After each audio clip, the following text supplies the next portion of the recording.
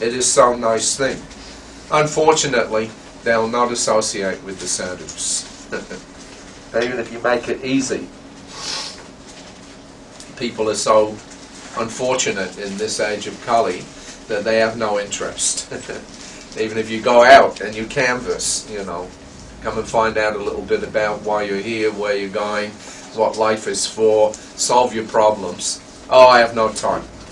I have no time. I'm too busy earning money, you know, enjoying whatever. So that's the problem. But anyway, the sadhu principle of sadhu sangha is very, very important. And in the Chaitanya Charitamrita, it's mentioned there. There's one verse in the Majja Lila, chapter 22, verse 54. Sadhu sangha, sarva shastri koi. Lavamatra sadhu sangha, sarva siddhi hoy. The verdict of all revealed scriptures is that even by a moment's association with a pure devotee, one can attain all success. So this is a famous verse. Most of our regular devotees know this verse. And in the purport, Prabhupada gives one sentence as his purport. And he says that by astronomical calculation, one lavamatra, it says that, lavamatra sadhu sangha. If you associate with a sadhu for a lavamatra, one lavamatra is 1/11th of a second. 1/11th of a second. That's pretty fast. Then you can get all success. So a few weeks later, still in Mayapur, on March the 11th in 1976, Prabhupada was having his morning walk. There was a number of sannyasis and GBCs and senior devotees that were accompanying him. One of the devotees, Pancha Dravida Swami, he wanted to know how a person can attain perfection simply from one lava, or 1/11th of a second's association with a pure devotee. Srila Prabhupada stopped and turned to him as we all gathered around. He said that it is like dry wood, which can be ignited immediately. Similarly, if one is sincere, then immediately he becomes spiritually ignited. And if he is still moist from material contact, then it may take hundreds of years or lifetimes. A pure devotee is like a match, and the recipient is wood. If both are good, then there's a fire. So when you go to the fire, Prabhupada said, you become dry. But willfully we again put water. So this nonsense business, it makes us wet. So this process is already there, how to become dry. But instead of taking the process, we put water. So then how will it be ignited? The rules and regulations of spiritual life are the drying process. But without following the rules and regulations, if you again become victimized by Maya, then there is water, and then again you dry it. So this is going on, watering and drying, watering and drying. The difficulty is that we dry and then again water. So that's the beginning stages that we tend to be unsteady. So we take up a little spiritual life, some spiritual practices, but we get tempted. Maya is there in many myriad forms, and we indulge. So we do a little of this, we do a little of that, and we do a little bit of chanting. So in that way we can go on, as Prabhupada says, for hundreds of years or lifetimes. Yeah, wetting and drying, wetting and drying. The business is that we should just follow very nicely, and then as you get strength from the association of devotees, then you become fixed up in your spiritual practices. Then that drying process happens very quickly, and then you get from that drying process, then you get this pure flame or fire of spiritual existence. That's what we want. So later on, a couple of weeks later, Prabhupada had left Mayapur, and we had gone to New Delhi. So we were staying at the house of some big man there. He was the owner of a company called the Lakshman Sylvania Light Bulb Company. He had a big house. His name was Lakshman Agarwal in Chanakyapuri. Chanakyapuri, those of you from India you probably know, is one of the more exclusive enclaves of New Delhi. It's where all the diplomats live. And so we were staying there for a couple of days. Prabhupada had been invited to do some programs there. And in the mornings, he was keeping to his regular routine of going out for an hour and just walking around, just for exercise. So as we were walking, then one of the topics about association came up, and also about the choices that the soul has. You know, the issue of independence. Just how independent are we really? Do we have any independence? Do we have a lot of independence? Is life what we make it? Or is it predestined? You know, are we, we're already destined to suffer and enjoy a certain amount, or can we change that? So that's always a puzzle.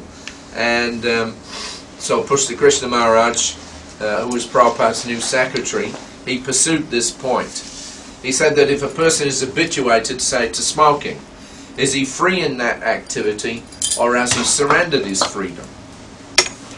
Prabhupada said it is like a person who smokes despite the government printing a warning on the box.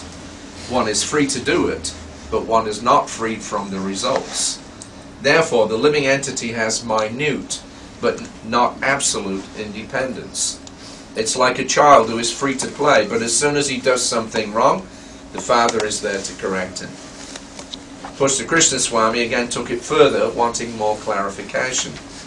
Well, this idea of freedom and independence, is it possible for anyone, theoretically, to surrender to Krishna at any time? Yes, Prabhupada said. Well, so then let's say someone is in a very degraded condition of life, the modes of ignorance and passion. His mind is always disturbed. So in surrendering to Krishna, is it possible that he can be independent even of his mind? Prabhupada told us, you are independent of the mind always. It is your mind. You are not the mind. Then you are independent of the mind always. It's your mind, it's your body. That means you're the owner, and the mind or the senses, the body, that's being owned by you. So even a person in the mode of ignorance can by some good fortune surrender to Krishna, Pushta Krishna asked. Not good fortune, Prabhupada told us. God, Krishna, is saying, you do it. Here, immediately you become fortunate. So there's no question of waiting for becoming fortunate.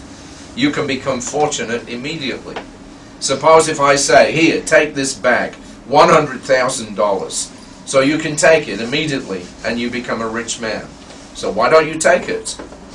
Understanding Prabhupada's point that even good fortune is dependent on the mercy of the Lord, Gurudas Maharaj asked how Kripa Siddhi works.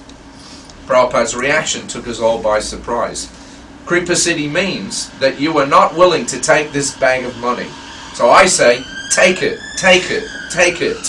And he suddenly turned and very vigorously pushed Gurudas in his stomach as if he were trying to give him the imaginary bag. Everybody broke out laughing, and Gurudas Maharaj was simultaneously astonished and delighted at the sudden abrogation of the formal guru-disciple relationship. Srila Prabhupada continued the mimicry and the pushing. He feigned resistance. No! And then he began pushing again. So this is Kripa Siddhi, he said. Even you are unwilling, I give you in your pocket. Push it in. That is Kripa Siddhi. There's nothing dry in Prabhupada's expression of philosophy.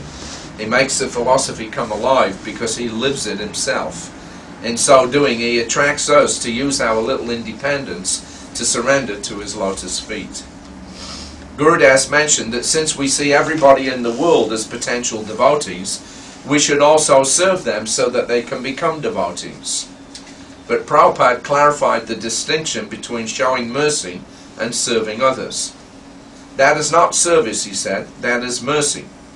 He explained that although a devotee has a mood of service, Vaishnava philosophy is that we serve the higher devotees and we show mercy to the lower ones. He said the popular Mayavadi idea that we should serve everyone is wrong. This puzzled me because it says in the Shastra that the most advanced devotee sees himself as the lowest of all. So I asked, if that is so, then where is the question of an advanced devotee showing mercy to someone who he sees as lower? Because he sees himself as being the lowest. Prabhupada replied that the advanced devotee does not see anyone as lower than himself, but his mood is one of sympathy. Oh, here is a person. He can become a devotee. Let me raise him to the standard. So he concluded it is duty. It does not mean that he is thinking, oh, I am higher. No. So in other words, Pushta Krishna added, he doesn't consider that he is advanced and therefore he's showing mercy to someone lower. Yes, Prabhupada affirmed. He is always thinking, I am lower than a worm, but Lord Krishna wants it, so let me do some service. That's all. His comments made it clear that it's simply a question of offering assistance to help another advance. Prabhupada illustrated his point through another comical exchange with Gurudas. Therefore we say Prabhu. Prabhu means, you are my master.